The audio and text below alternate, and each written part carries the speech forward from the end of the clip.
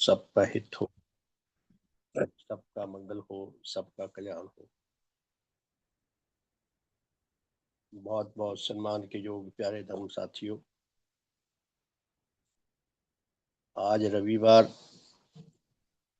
22 फरवरी 2026 है। रविवार भगवान देवात्मा की पूजा का दिन है और हमारा ये बहुत बड़ा सौभाग्य है कि हमें भगवान के श्री चरणों में आने का नेचर ने अति दुर्लभ अवसर प्रदान कर दिया। भगवान के श्री चरणों में आने का जो हमें ये अति दुर्लभ अवसर मिला है, इसमें हमारा अपना कोई योगदान नहीं। या तो हमारे पूर्वजों का, जिनकी कृपा से हमें कुछ ऐसी आत्मिक पूंजी मिल गई, जन्मजात कुछ ऐसे गुण मिल गए जिनके कारण हमारे उच्च धर्म संबंधियों ने, परम पूज्य भगवान देवात्मा ने और नेचर के विकास के सिलसिले ने, विकास क्रम ने हमें अधिकारी समझा और हमारे लिए ऐसे हालात बने कि धीरे धीरे धीरे धीरे हम सरकर पूज्य भगवान के श्री चरणों में पहुंच गए। भगवान के अथाह संग्रामों के बाद, उनके महान प्रचारकों के, उनके महान शिष्यों के अथाह संग्रामों के बाद हमें भगवान की शिक्षा कुछ कुछ बुद्धि से समझ आने लगी। समझ ही नहीं आने लगी, हमें सात्विक भावों के आधार पर अच्छी भी लगने लगी। हमें उसमें रस मिलने लगा और उसको आत्मसात करके हमें उसमें अपने जीवन में उतार कर उसके अनुसार कुछ ना कुछ जीवन व्यतीत करने का सौभाग्य भी मिल रहा है और हम सब के अंदर कुछ ना कुछ उच्च परिवर्तन भी आया है और आ रहा है।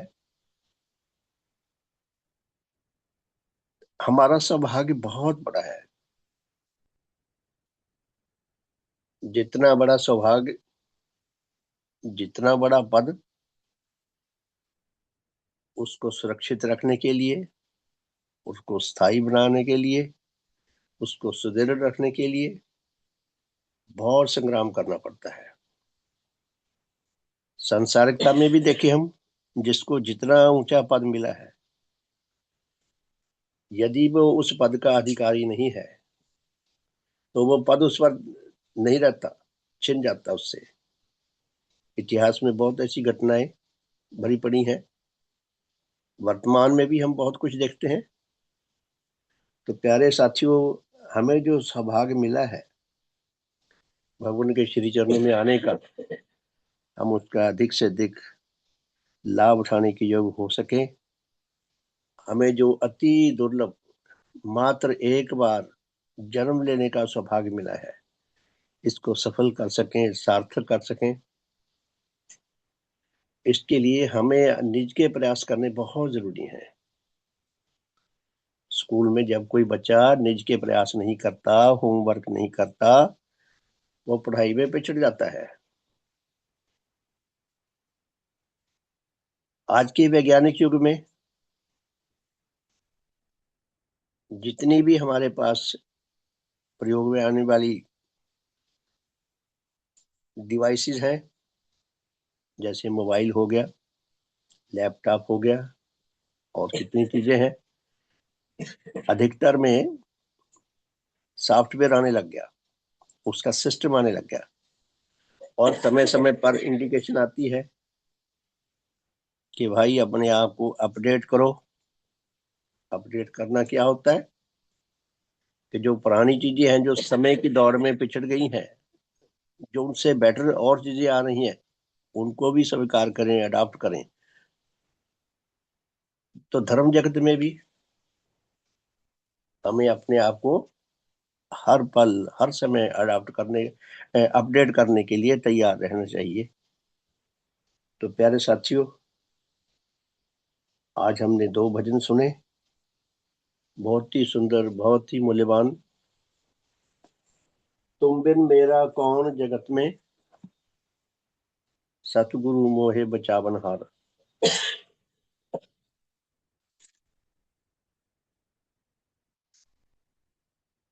तुम बिन मेरा कौन जगत में, सतगुरु मोहे बचावनहार।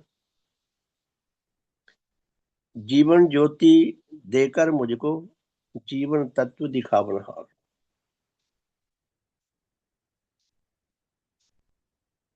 भगवान देव आत्मा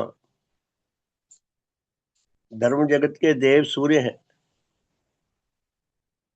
क्या हमें ये सत्य बुद्धि से समझ आता है? हमारी तर्कशीलता इस सत्य को स्वीकार कर पाती है? क्या हमें ये सत्य अच्छा लगता है? इसमें हमारे लिए कुछ उच्च रस लाभ करने के लिए है? भगवान ने बड़ी कृपा की है, अपने देव जीवन के दर्शन कराने का बहुत बड़ा उन्होंने, भगवान ने बहुत बड़ी कृपा की है अपने देव रूप के आंतरिक सौंदर्य के दर्शन प्रदान करने के लिए। भगवान को हम जितना धन्यवाद दें उतना कम है, कि सारी दुनिया ऐसे अद्वितीय आध्यात्मिक सौंदर्य के दर्शन पाने से वंचित थी। धर्म जगत में हमारे एकमात्र अद्वितीय सच्चे महाबलशाली सहारे भगवान देवात्मा है। शेष सभी मनुष्य आत्मंधकार के जीव हैं। हम आत्मंधकार में भटकने के लिए हैं। तो जिस धर्म संबंधी ने इतना सुंदर भजन लिखा है, उनको भी जितना धन्यवाद दें उतना कम है, कि उन्होंने जो कुछ जाना, जो कुछ सीखा, जो कुछ उनके जीवन का अनुभव था, जो कुछ उन्होंने भगवान देवात्मा के देव रूप को समझकर प्रभावों में सराबोर होकर इतना सुंदर भजन दिया, कि एक ही पंक्ति में बहुत कुछ छिपा हुआ ज्ञान, बहुत छिपा हुआ है। तुम बिन मेरा कौन जगत में, सतगुरु मोहे बचावन हार। कि हे भगवान, मैं सारी दुनिया में सबको देख रहा हूँ, सबको देखता हूँ, कि जो मुझे आपसे मिल रहा है, जो मेरे लिए नितांत आवश्यक है, जिसके साथ मेरा जान और प्राण का संबंध है, मुझे चाहे इस सत्य का पता हो या ना पता हो, लेकिन ये बिल्कुल निर्विवाद सत्य है कि भगवान के साथ हमारा जान और प्राण का संबंध है। कि हे भगवान, आपसे मुझे वो जीवन ज्योति, वो देव ज्योति मिल रही है, जिस देव ज्योति को लाभ करके मुझे अपने आत्मा का जो वास्तविक ज्ञान है वो समझ आने लगा है। मेरे अंदर जो अनेकों प्रकार के आत्मिक विकार भरे पड़े हैं, वो मुझे समझ आने लगे हैं। और यदि इन विकारों से परमानेंटली मेरी शुद्धि ना हुई, मेरा छुटकारा ना हुआ, तो आत्मिक मृत्यु मेरा अंतिम परिणाम यही है, आत्मिक मृत्यु। हे भगवान, आप कितने कृपालु हैं। आप अपनी देव ज्योति, जिसको लाभ करने के लिए आपको कितने संग्राम करने पड़े, उस अनुपम देव ज्योति को आप, उस महादान को आप हमें प्रदान कर रहे हैं। हमने कभी नहीं चाहा था कि हमें भगवान देवात्मा की शरण मिले। हमने कभी नहीं चाहा था कि उनकी ज्योति मिले, उनका आध्यात्मिक बल मिले। सतगुरु, ये आपकी करुणा है, आपकी कृपा है। आप हमारी रक्षा के लिए, हमारे भले के लिए कितने तड़प रहे हैं। हे सतगुरु, काश हमें आपकी तड़प का कुछ एहसास हो सके, कुछ बोध हो सके।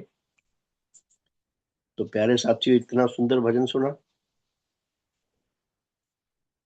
उसके बाद फिर दूसरा भजन सुना, धर्म की महिमा समुख लाऊं, धर्म अभिलाषी बनता जाऊं। ये जितने भजन हैं, ये मात्र सुनने सुनाने या गाने के लिए नहीं है, जीने के लिए है। ये भजन भगवान देवात्मा का लिखा हुआ है, धर्म की महिमा सम्मुख लाऊं, धर्म अभिलाषी बनता जाऊं। मनुष्य का स्वभाव ही नहीं है धर्म की ओर जाने का, क्योंकि जैसे मनुष्य की आत्मिक विकार है वो उसे दुनिया परस्ती में ले जाते हैं। ये तो भगवान की कृपा है, जब वो इतना संग्राम करके हमें बलात् धर्म की ओर ले जा रहे हैं। हम बलात् ना जा सके, हमारे अंदर ऐसी योग्यता पैदा हो कि हम खुशी खुशी जाएं, सौभाग्य महसूस करते हुए जाएं। प्यारे साथियों, की छोटी सी शुभकामना कर लें, प्रार्थना कर लें। प्रार्थना करना बहुत जरूरी है। जो हृदयगत भावों से, जो जीवंत रूप में प्रार्थनाशील होता है, वो बहुत लाभ में रहता है। और जो प्रार्थनाशील नहीं होता, उसके पास जो है वो भी उससे छिन जाता है। तो प्रार्थना करने, छोटी सी प्रार्थना बहुत आवश्यक है। मंगल करता सतगुरु, विनय करूं हो दीन। मंगल करता सतगुरु, विनय करूं हो दीन। क्षण क्षण जीवन जाए जो, हो तुमरे अधीन। मेरे जीवन पर सदा जय जय तुमरी होए। मेरे जीवन पर से सदा जय जय तुमरी होए। मुझको जीवन तुम दियो, जीवन दाता होए। प्यारे साथियों, ये अकट सत्य है कि हर क्षण, घड़ी की, सेकंड की सुई हमें बार बार बता रही है, समझा रही है कि हमारा जीवन जो है पल पल करके हाथों से छूटता जा रहा है। इससे पहले कि ये अति मूल्यवान जीवन हमारे हाथों से छूट जाए, हम जो भगवान देवात्मा की शरण में आ चुके हैं, हम अपने इस जीवन को सफल कर सकें, सार्थक कर सकें, भगवान के देव प्रभावों को, भगवान के द्वारा प्रदान किए जा रहे धर्म धन को अधिक से अधिक मात्रा में अर्जित कर सकें। क्योंकि ये धर्म धन ऐसा धन है जो स्थायी धन है, जो सदा हमारे साथ रह सकता है। सांसारिक धन जो है, सांसारिक वैभव जो है, जो कुछ भी है, वो सब यहीं छूट जाने वाला है। वो टेम्परेरी फेज है। एक धर्म धन ऐसी वस्तु है जो सदा हमारे साथ जा सकती है। हे सतगुरु, हमें ऐसा शिव आशीर्वाद प्रदान करो, हमें अपनी देव ज्योति प्रदान करो, हमारा गहनतम आत्मंधकार विनष्ट हो सके, हमारे अंदर आत्मा एवं सत्य धर्म की ज्ञान पिपासा जागृत हो सके, विकसित हो सके, सुदृढ़ हो सके। हमें आत्मज्ञान और आत्मबोध उसी तरह महसूस हो सके जिस तरह आपको महसूस होता है। हे दाता, हमें अपना आध्यात्मिक बल प्रदान करो, हमारी आत्मिक दुर्बलता, हमारे आत्मिक विकार सब विनष्ट हो, हम शुद्ध पवित्र आत्मा बन सकें, हम आपके महादान को लाभ करने के सच्चे अर्थों में अधिकारी बन सकें, आपका महादान लाभ कर सकें और धर्म मार्ग पर चलने के योग्य हो सकें। हे सतगुरु, ऐसा शुभ आशीर्वाद प्रदान करो। हमारा आज का साधन हम सब के लिए हितकर हो, हमारी आत्माओं को उभारने वाला हो, अपने और औरों के लिए हितकर बनाने वाला हो। हे भगवान, ऐसा शुभ आशीर्वाद प्रदान करें। सबका शुभ हो, सबका हित हो, सबका मंगल हो, सबका कल्याण हो। बहुत बहुत सम्मान कियो प्यारे धर्म साथियों। बचपन में मेरे पिताजी से मैं एक दोहा सुना करता था। उन्होंने कई बार सुनाया है, गाए बगाए जहाँ कहीं कोई ऐसा विचार होता है तो वो ये दोहा सुनाया करते थे। बस अचानक मुझे याद आने लगा, वो दोहा है,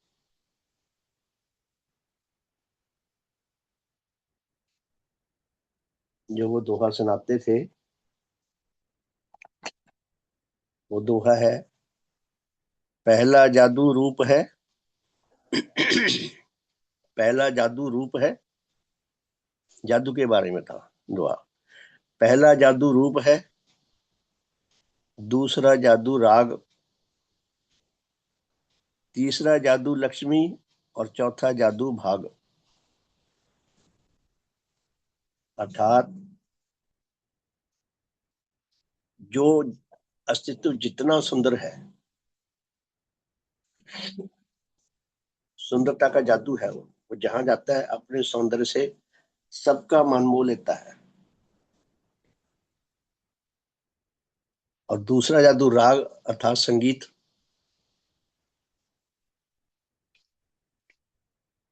कोई जितना अच्छा संगीतकार है, वो अपने संगीत से हृदय मोह लेता है। लता मंगेशकर, जिसका संगीत जगत जगत में, बॉलीवुड में प्राय 70 साल एक छत्र राज्य रहा है। 70 वर्ष कितना लंबा काल होता है। मनुष्य जीवन में देखा जाए 70 वर्ष उनका राज्य रहा है संगीत में। और बहुत उन्होंने मधुर उन्होंने गीत दिए हैं। बहुत साल पहले, लगभग 50-55 साल पहले, लता मंगेशकर के ठेठ राजस्थानी भाषा में गाए हुए मीरा के भजन आप नेट से उतारे तो आपको मिलेंगे। बहुत सुंदर है, सुने तो बहुत आनंद आता है।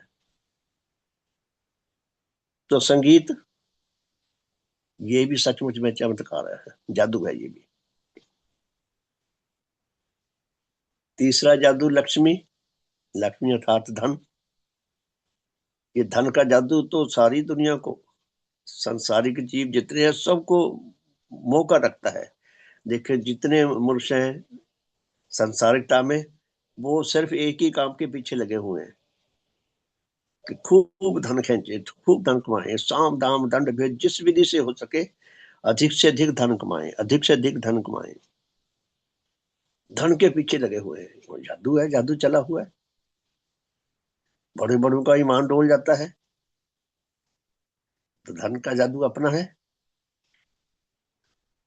और चौथा जादू कहते हैं भाग, यानी कि सौभाग्य है या दुर्भाग्य है। जिसके ऊपर सौभाग्य का जादू चल गया, वो सबसे बड़ा सौभाग्यशाली है। इस दृष्टांत को श्रद्धेय श्रीमान देवर सिंह जी ने अपने शब्दों में, देखिए कितने सुंदर शब्दों में उन्होंने इस सौभाग्य का उल्लेख किया है कि दुनिया के, ये दुनिया परस्त जितने भी धन के पीछे लगे हुए हैं, जितने भी बाहर के सुंदरता के पीछे लगे हुए हैं, जितने भी संगीत के पीछे लगे हुए हैं, और जिस जिस प्रकार का जादू है जिसके पीछे लगे हुए हैं, वो सब जादू टेम्परेरी फेज है। एक दिन ऐसा आएगा वो सब छिन जाएंगे। लेकिन जो धर्म का जादू है, वो सबसे बड़ा सौभाग्य है। धन के पीछे तो सारी दुनिया लगी हुई है। प्यारे साथियों, देवताओं में सबसे धनी किसे मानते हैं? देवताओं में सबसे ज्यादा धनवान कौन है? जिसके पास सबसे ज्यादा धन हो, तो कुबेर को सबसे ज्यादा धनवान देवता माना गया है। कि बहुत धन से जो था, ये संपन्न था।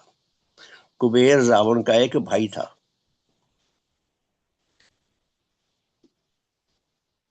तो धन से संपन्न था। उसके पास एक पुष्प विमान था। और सोने की लंका, जिस पर रावण ने एक छत्र राज्य किया है, वो सोने की लंका, उस पे भी रावण का उसके ऊपर निगाह थी कि मैंने ये सी लेनी है। एक दिन मौका ताड़ के उसने कुबेर को गिरफ्तार कर लिया और उसे वो छीन लिया, पुष्प विमान भी और सोने की लंका भी है। ये तो खैर शोध का विषय है। श्रद्धेय श्रीमद देवसिंह जी ने जिस सौभाग्य की बात की है, हम विचार करें धर्म की दृष्टि से सबसे ज्यादा धर्म से कौन संपन्न है? भगवान देवात्मा के अतिरिक्त और कोई धर्म से संपन्न नहीं है। जितना धन उनके पास है, ये सचमुच में यथार्थ है, सचमुच की अस्तित्व है। जो सबसे ज्यादा धनवान है और जो जो समय बीत रहा है उनका धन और बढ़ रहा है। भगवान हमारे परम उपकारी हैं, हम पर परम उपकार कर रहे हैं, किया है, कर रहे हैं। हमें उनके उपकारों की बहुत आवश्यकता है। इतने पक्षों में पूज्य भगवान ने हमारे ऊपर उपकार किए हैं, हमें स्मरण करने की आवश्यकता है, याद करने की आवश्यकता है, अपने आप को बताने की आवश्यकता है और भगवान के प्रति सच्चा कृतज्ञ भाव जगाने की आवश्यकता है। भगवान का एक उपकार वो है कि भगवान देवात्मा ने हमें दौलत शाह के चूहे बनने से बचा लिया। दौलत शाह के चूहे बनने से बचा लिया भगवान ने। आप देखें जितने भी तथाकथित मत और मजहब हैं, तथाकथित धर्म है, वहां पर जितने अनुयायी हैं, मुझे तो वो दौलत शाह के चूहे नजर आते हैं। दौलत शाह कौन थे? दौलत शाह पाकिस्तान में, उस समय तो पाकिस्तान नहीं था, 17वीं शताब्दी में दौलत शाह एक सूफी संत थे गुजरात में। तो उनकी मजार जब बनी तो उस पर मेला लगता है, अब भी लोग जाते होंगे वहां। तो ऐसे निसंतान जोड़े जिनके बच्चा नहीं होता था, वो दौलत शाह की मजार पे जाकर दुआ मांगा करते थे कि हमारे घर में बच्चा हो जाए।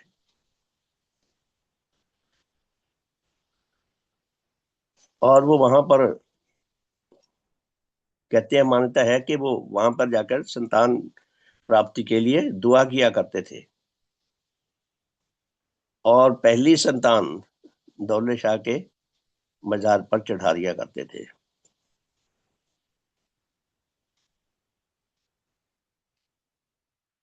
तो संतान वहां के जो रख रखाव करने वाले हैं, दौलत शाह तो नहीं है, वो संतान के सिर पर लोहे की टोपी चढ़ाकर रखते थे। वो उसको इतना पंगु बनाकर रखते थे कि वो उससे कहीं भागकर दूर न जा सके, और उसे काम लेते थे भीख मांगने का, भीख मंगवाते थे और तरह तरह के काम करवाते थे। प्यारे साथियों, भगवान हमें हमारे से अपने लिए कुछ नहीं चाहते। भगवान हमें ज्ञानवान बनाना चाहते हैं, हमें बोधवान बनाना चाहते हैं। भगवान देवात्मा जिस अकूत धर्म धन के भंडार के स्वामी हैं, भगवान हमें अपने उस भंडार का सहभागी बनाना चाहते हैं। भगवान तो चाहते हैं कि करोड़ों उस धर्म धन के भंडार की जो ताला लगा है उसकी करोड़ों चाबियां बनाई जाएं और सबको बांट दी जाएं। जो जो उसके लिए अधिकारी हैं उन सबको बांट दी जाएं। हमें इतना धनवान बनाना चाहते हैं। अब प्रश्न ये है कि हम कहाँ खड़े हैं? क्या हम धर्म धन के भंडार के अधिकारी बनना चाहते हैं या नहीं? श्रद्धेय कन्नड़ जी ने एक बहुत सुंदर लेख लिखा है, अमृत वर्षा पुस्तक में है, हम उसकी ओर ध्यान दें। नेचर के कंगाल भिखारी, जो धर्म धन से शून्य है वो बिल्कुल कंगाल है। क्योंकि यही धन उसके सदा काम आएगा, यहाँ भी और परलोक में भी, जहां भी वो होगा। नेचर के कंगाल भिखारी तथा भंडारी, ये टाइटल है श्लोक का। क्या फरमाते हैं श्रीमान जी? भगवान देवात्मा ने हृदय परिवर्तन विभाग में काम करने वाले कर्मचारियों के लिए वेतन भी लेना उचित नहीं समझा था कि विश्व का जो सबसे सुंदर, सबसे हितकर काम जिन्होंने करना है, वो वेतन ना लें, विशुद्ध रूप से काम करने का अपना मंतव्य बनाए। क्या कहते हैं? भगवान देवात्मा ने हृदय परिवर्तन विभाग में काम करने वाले कर्मचारियों के लिए वेतन भी लेना उचित नहीं समझा था, क्योंकि भगवान देवात्मा को यह सत्य विश्वास था कि जो कर्मचारी व सेवक हृदय के पूरे उत्साह और पूरी सफलता के साथ अपनी सारी शक्तियों को नेचर के नाना विभागों की सेवा के लिए, विशेषतः भगवान के मिशन के लिए, सेवा के लिए अर्पण करेंगे, वह नेचर के विकास के नियम के अनुसार कभी और किसी अवस्था में भूखे नहीं मरेंगे। ये भगवान को विश्वास था। यहाँ देवराज आएगा, मुझको यकीन है। इतना अद्वितीय, इतना सुदृढ़, इतना यूनिवर्सल विश्वास। तो उनका विश्वास था जो विशुद्ध रूप से परोपकारी है वो भूखा नहीं मरेगा, नेचर उसे भूखा नहीं मरने देगी, उनकी हर प्रकार से रक्षा होगी। भगवान के भगवान देवात्मा के प्रकट किए हुए इस सत्य को श्रीमान स्वामी गोविंद राम जी ने इतना अधिक महसूस किया कि उनकी खुशी की सीमा ना रही, इतने प्रसन्न हुए स्वामी गोविंद राम जी भगवान के इस विचार को समझकर। कहते जब उनको यह पता लगा कि उनकी मानसिक निर्वाह वृत्ति बंद हो जाएगी, स्वामी गोविंद राम जी को जब पता चला कि उनकी निर्वाह वृत्ति बंद होने वाली है समाज से, तब वह इतना उत्साह से भर गए और इतनी खुशी से भर गए कि भगवान देवात्मा की इस कृपा के लिए बार बार धन्यवाद देते रहे। दुनिया प्रस्त में देखें, किसी की तनख्वाह बंद कर दें कि भाई अब से आप बिना तनख्वाह के काम करना पड़ेगा, तो कैसे रोए पिटेगा, कैसी हाय दवाई मचाएगा। तो स्वामी गोविंद राम जी बड़े प्रसन्न हुए। जीवनदाता भगवान देवात्मा का यह विचार था कि जो जन आत्मिक परिवर्तन विभाग में काम करते हैं, उन्होंने तो उच्च भावों का दान देना है। जो आत्मिक उच्च परिवर्तन में विभाग में काम करते हैं, उन्होंने उच्च भावों का दान देना है। यदि उनके हृदय में उच्च भाव विद्यमान ही न हो, तब वह औरों को दान कहां से देंगे? यदि वह धन के भूखे हो तो बहुत हानि में है। यदि वह नाम, यश और ताकत के भूखे हो तो वह इन नीच भावों को रखकर औरों की किस तरह सेवा कर सकते हैं, किस तरह उन्हें उच्च बना सकते हैं। इसीलिए आत्म परिवर्तन विभाग में काम करने वालों के लिए भगवान देवात्मा ने जो आदर्श रखा था, वह जैसा सुंदर, जैसा श्रेष्ठ, वैसा ही भगवान के मिशन के लिए हितकर और मुबारक भी है। भगवान देवात्मा मेरे अपने शब्दों में, श्रीमान कर्नल जी फरमाते हैं कि भगवान देवात्मा मेरे अपने शब्दों में ऐसे उच्च जीवनधारी कर्मचारियों को तो नेचर के खजाने के भंडारी समझते थे। भगवान देवात्मा उनके जो विशुद्ध परोपकारी सेवक थे, प्रचारक थे, उनको अद्वितीय भंडार के खजाने के स्वामी समझते थे। और स्वार्थपरायण, घमंडी, ताकत के भूखे, ईर्ष्या द्वेष परायण, नीच घृणाकारी जनों को नेचर के कंगाल भिखारी समझते थे। जो सचमुच में कंगाल हैं, उनकी कंगाली जो है उनको खा जाएगी। क्या इसमें कोई सच्चाई है? हाँ, अवश्य है। एक जन ने दिल्ली में इस सच्चाई से अपने जीवन का प्रमाण दिया। वह डिप्टी कलेक्टर थे। उनके हृदय में एक भाव उन्नति रूप में उत्पन्न हुआ।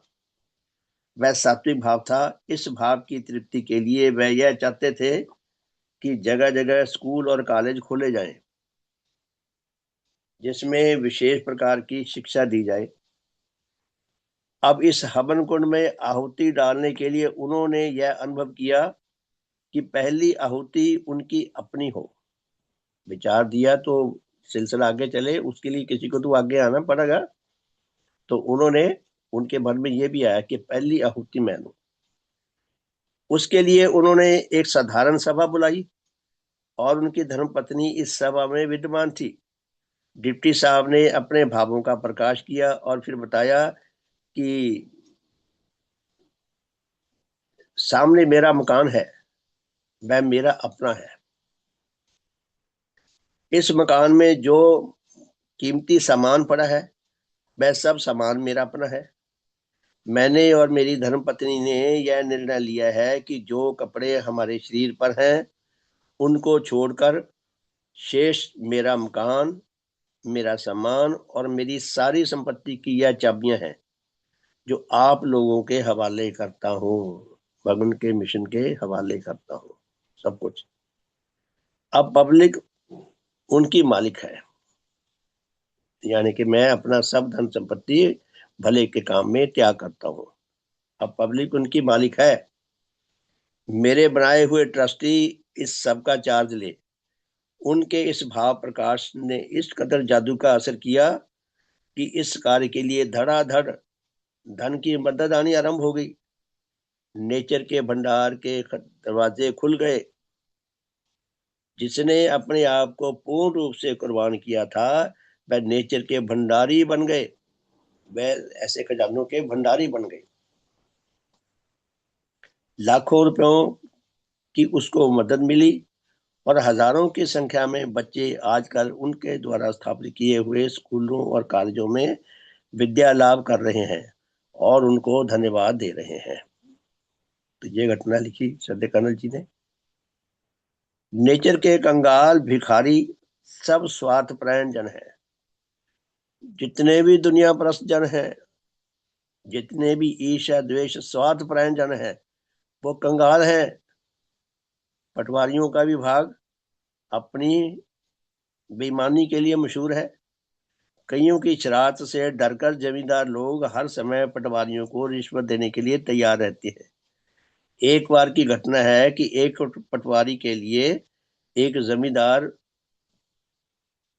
एक बड़े लोटे में दूध ले आया पटवारी को देने के लिए। जमींदार ने अभी उसको दूध दिया नहीं था, लोटा जमींदार के पास ही था दूध देने के लिए जो लाया था। पटवारी ने जमींदार से कहा कि मेरा ट्रांसफर हो गया है। जिसको रिश्वत के तौर पर दूध देना था, पटवारी ने बताया कि भाई मेरा ट्रांसफर हो गया है। कहता ज्यों ही जमींदार को पता लगा कि अब यह हमारे क्षेत्र का पटवारी नहीं रहा, त्यों ही उसने लोटे को मुंह लगाकर सारा दूध पी लिया। पटवारी को नहीं दिया, अब ये घटिया लोग हैं, ये इस लायक नहीं है इनको दे, हम तो व्यवस्था में दे रहे थे। सारा दूध वो पी गया खुद ही और लोटा खाली करके पटवारी के हाथ में दे दिया और कहा जनाब ये लो अपना लोटा। हमारे भारतवर्ष के इतिहास में यह वर्णन आता है कि मुसलमानी राज्य के काजियों का ही राज्य होता था। मुसलमानों के राज्य थे तो काजी लोग ही राज्य चलाया करते थे। एक जबरदस्त काजी ने अपने अत्याचारों से इस कदर डर बिठा दिया था कि प्रतिदिन उसकी सलामी के लिए सैकड़ों जन खड़े रहते थे। डरते मारे सलाम करने के लिए खड़े रहते थे कि नाराज होकर कहीं हमें परेशान न करे। जब यह काजी मर गया, देखिए नीच जीवनधारियों को आध्यात्मिक दृष्टि से क्या फल मिलता है। कहते जब यह काजी मर गया तब सरकार ने दूसरा काजी नियुक्त कर दिया। आश्चर्य की बात तो यह थी कि जो काजी मरा उसके जनाजे के साथ सिवाय उसके कुछ संबंधियों के रिश्तेदारों की और कोई नहीं गया। जो सैकड़ों सलाम करने के लिए खड़े रहते थे कोई नहीं गया। मन मन में गालियां भी देते होंगे भी अच्छा हो गया मर गया। जननी जने तो भक्त जन या दाता या शूर, कैसे सुंदर बातें हैं कि उच्च जीवनधारी कितना मूल्यवान है। कहते इसलिए यह मुहावरा बन गया कि जीते हुए काजी के लिए हजार सलामी और मरे हुए काजी को तो कुत्ते की भौंक भी नसीब नहीं होती, कुत्ता भी नहीं भौंकता उस पे कि इतना बेचारा निकृष्ट है वो। अंततः स्वार्थी का कौन हो सकता है? जब स्वार्थी किसी का नहीं, तब और कोई स्वार्थी का क्यों कुछ बनेगा? उससे डर कर तो उसकी सलामी करेंगे। जिसके पास दुनियावी शक्ति है उसको डर के मारे तो लोग सलाम करते हैं, दिल से नहीं करते। परंतु पीछे से उसको हर समय लानत भेजते हैं। नेचर ने ऐसे स्वार्थियों को अपने भंडार से कुछ नहीं दिया, फिर वह किसी को क्या देंगे? स्वार्थपरायण लोग तो नेचर की वस्तुओं को भी अपना ही समझते हैं। स्वार्थी लोग समझते हैं कि सब मेरे लिए है, मेरा है। वह नेचर के संबंध में ही चोर डाकू बनते हैं। बाह्य चोरों और डाकुओं का कौन? ऐसे चोरों और डाकुओं का कौन?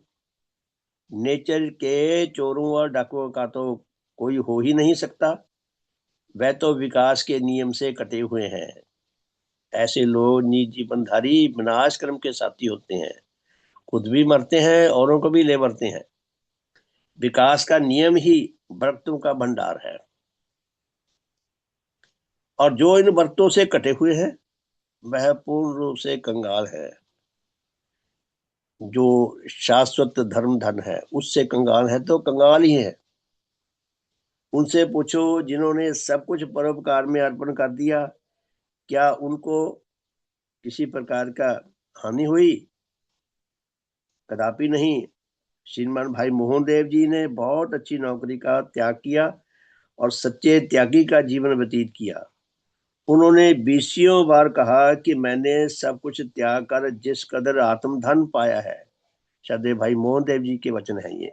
उन्होंने बीसियों बार कहते ये कहा कि मैंने सब कुछ त्याग कर जितना अधिक आत्मधन पाया है उसको सामने लाकर मैं अपने आप को धन धन अनुभव करता हूँ। क्या हम महसूस करते हैं कि धन धन है, हमारा सब कुछ छिन जाए, भगवान रहे, उनकी ज्योति रहे, उनकी शक्ति रहे, उनका प्रभाव रहे, उनकी पैदा की हुई उच्च संगत रहे, इससे बड़ा धन कोई नहीं। अगर हम जीवंत रूप में यह महसूस करते हैं तो हम भी उतने कंगाल नहीं है जितने दुनिया परस्त लोग हैं। तो क्या कहा?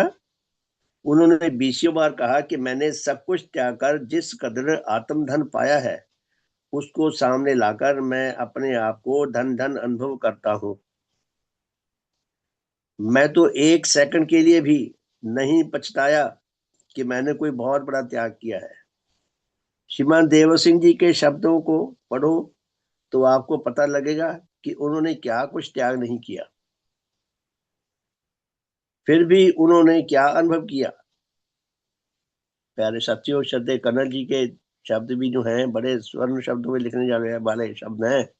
उन्होंने क्या लिखा है माई स्टोरी में कि I am poor by my choice, मैंने निर्धनता को चुना है।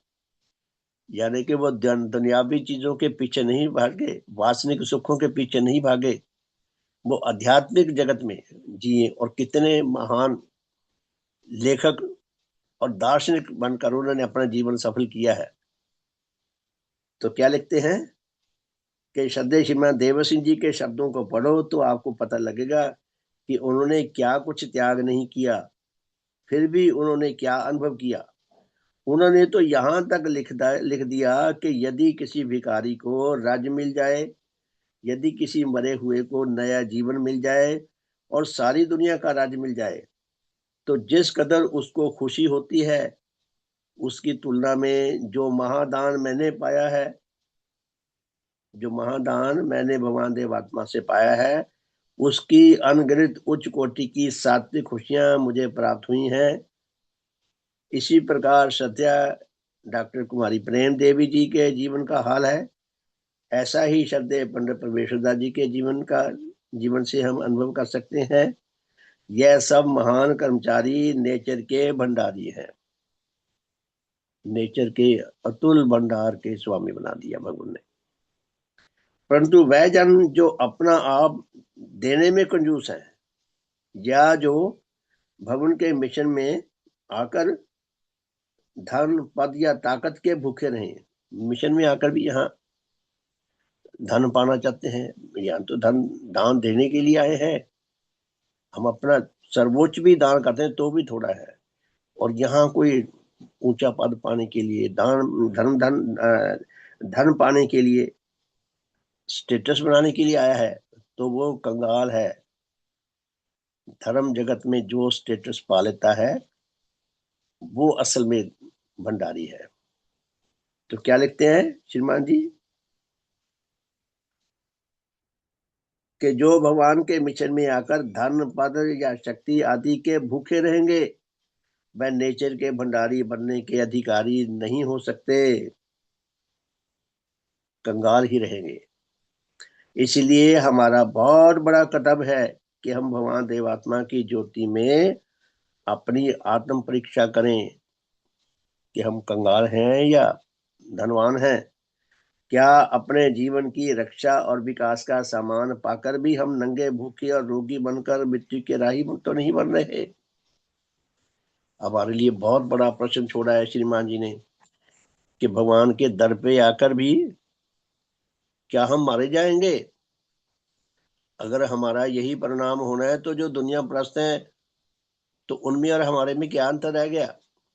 भगवान हमें सचमुच में धर्म धन दान देना चाहते हैं, अधिक से अधिक दान देना चाहते हैं। भगवान की पूजा यही है कि हम उनके अद्वितीय व्यक्तित्व को आत्मसात करके उसके अनुसार जीवन जीना शुरू करें। ये भगवान की सार्थक पूजा है। मैं ऐसा कर सकूं, आप सब ऐसा कर सकें, भगवान के शुभ आशीर्वाद को हम निरंतर पाने की अवस्था में रह सकें। हम सबका शुभ हो, सबका हित हो, सबका मंगल हो, सबका कल्याण हो।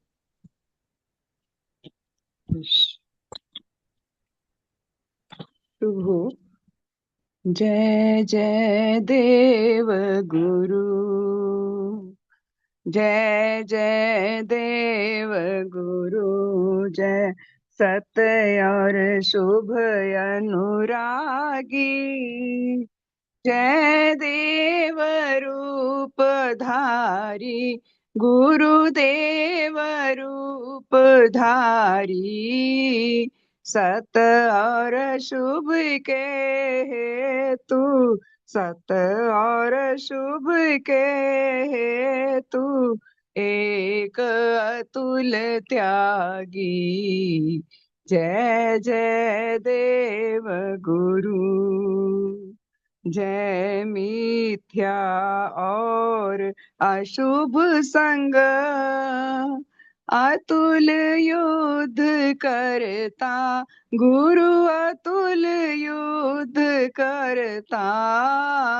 उन्हें पराजित करके, उन्हें पराजित करके सत्य की जय करता, शुभ की जय करता, जय जय देव गुरु, जय देव ज्योति से पूरण, जय देव ज्योति दाता, गुरुदेव ज्योति दाता, आत्म तिमिर के हरता, आत्म तिमिर के हरता, आत्म ज्ञान दाता, जय जय देव गुरु,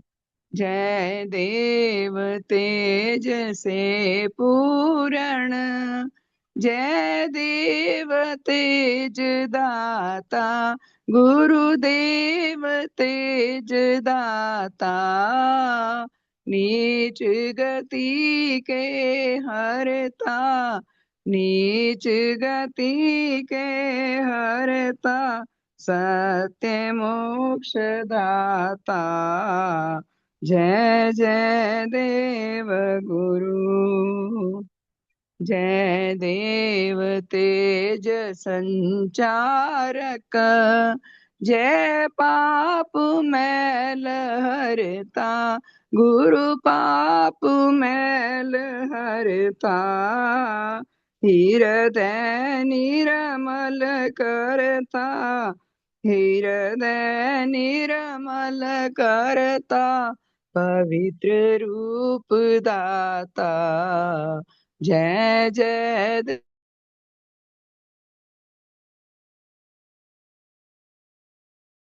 भाव उत्पादक, जय उच्च गति दाता, गुरु उच्च गति दाता। पूर्ण आत्म विकासक, पूर्ण आत्म विकासक, आत्मिक बलदाता। जय जय देव गुरु, जय सकल सत्य के पोषक, जय सब मिथ्यारता, गुरु सब मिथ्यारता। सकल हितों के साथी, सकल हितों के साथी, समुचित सुखदाता। जय जय देव गुरु, जय जीवन रस संचारक, जय अमृत दाता, गुरु जय अमृत दाता। आत्म पतन के नाशक, आत्म पतन के नाशक, जय जीवन दाता।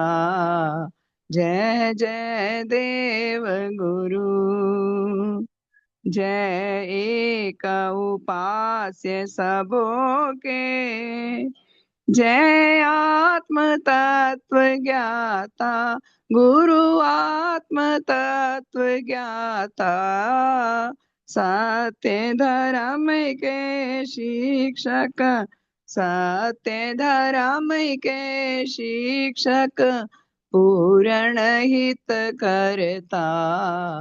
जय जय देव गुरु, जय अतुल दान के दाता, जय देव रूप धारी, गुरुदेव रूप धारी।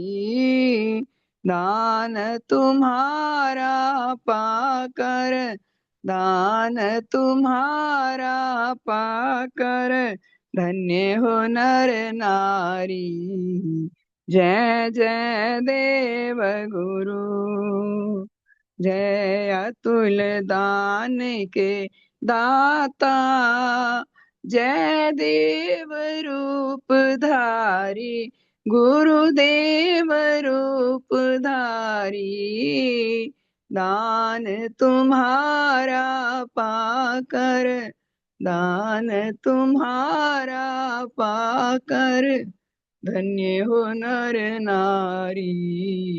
जय जय देव गुरु, जय जय देव गुरु, जय जय देव गुरु। भगवान देवात्मा की जय, भगवान देवात्मा की जय, भगवान देवात्मा की जय।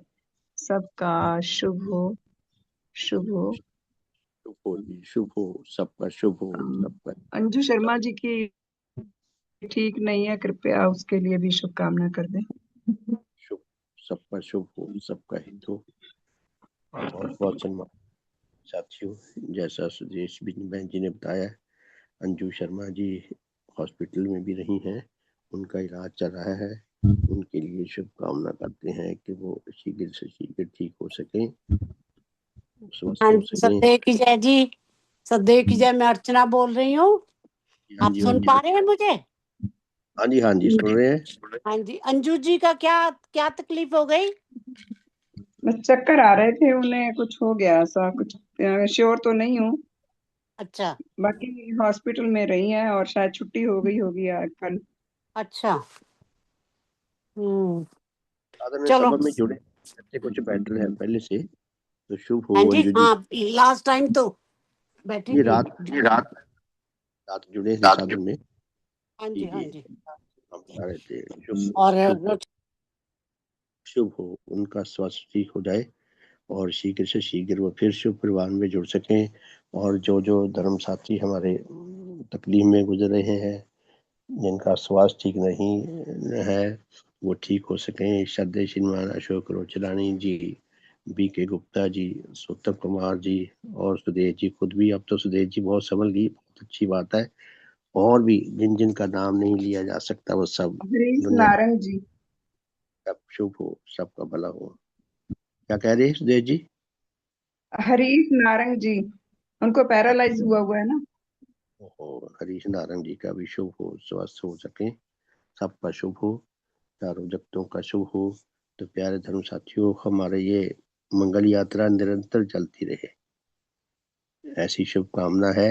और सारे मनुष्य जगत को इस धर्म यात्रा में जुड़कर सच्चा आत्म कल्याण लाभ करने का सौभाग्य मिले। अब सब में उच्च मेल आए, उच्च एकता आए, उच्च प्रेम आए, और भगवान की अपार कृपा जो हम पर बरस रही है, हम उसका अधिक से अधिक सदुपयोग करने लग सके, सदुपयोग करके अपने लिए और सबके लिए हितकर बन सके। इसी में हमारा शुभ है, इसी में अन सबका शुभ है। इस विषय में शुभ और शांति आए। और जितनी भी खराबियां हैं, जितने भी कितने देशों में हो हल्ला मच रहा है, आक्रमण हो रहा है, एक दूसरे के रास्ते घेरे जा रहे हैं, कितना कत्लोगार्द, आज तो बहुत ही ज्यादा कत्लोगार्द हो बढ़ गया है, वो सब दूर हो सके, चारों जगतों में उच्च मेल आ सके, ऐसी शुभकामना है। सबका बहुत बहुत धन्यवाद। शशि गोयल जी, शुभ हो आपका बहन जी। हाँ जी श्रीमान जी, आज के साधन के लिए आपका बहुत बहुत धन्यवाद। बस धन्यवाद ही कह सकती हूँ। तो यहाँ पर जब जुड़ते हैं बैठ के, तो दिल भी किसी और जगह पर छूता जाता है, लेकिन शब्द सिर्फ धन्यवाद ही कह सकते हैं। तो परम पूजनीय भगवान देवात्मा का भी बहुत बहुत शुभ हो कि हमें भी हम भी कुछ उनसे जुड़कर जो सुकून और शांति पाते हैं वो बाहर की दुनिया में देखें, तो बहुत मन विचलित होता है। अपने आप को हम कितना सौभाग्यशाली और कितना सेफ समझते हैं। तो इसके लिए इस माहौल में बैठना भी बहुत ज़्यादा जरूरी है। बहुत बहुत धन्यवाद। शुभ शुभ बहन जी, ये सब भगवान देवात्मा की कृपा है। हम दूसरों की कमाई खा रहे हैं, हमारे पूर्वजों की, जिन्होंने हमें कुछ ऐसी पूंजी दे दी जन्मजात, और भगवान की कृपा, तो सारा श्रेय तो उन्हीं को जाता है।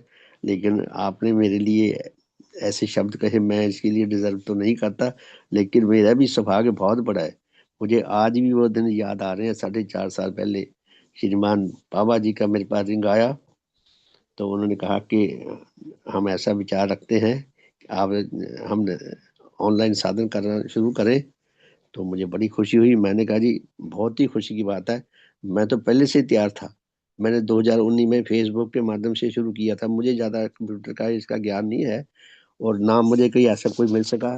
तो मुझे तो ऐसा लगता है श्रीमान बाबा जी ने रास्ता खोल दिया।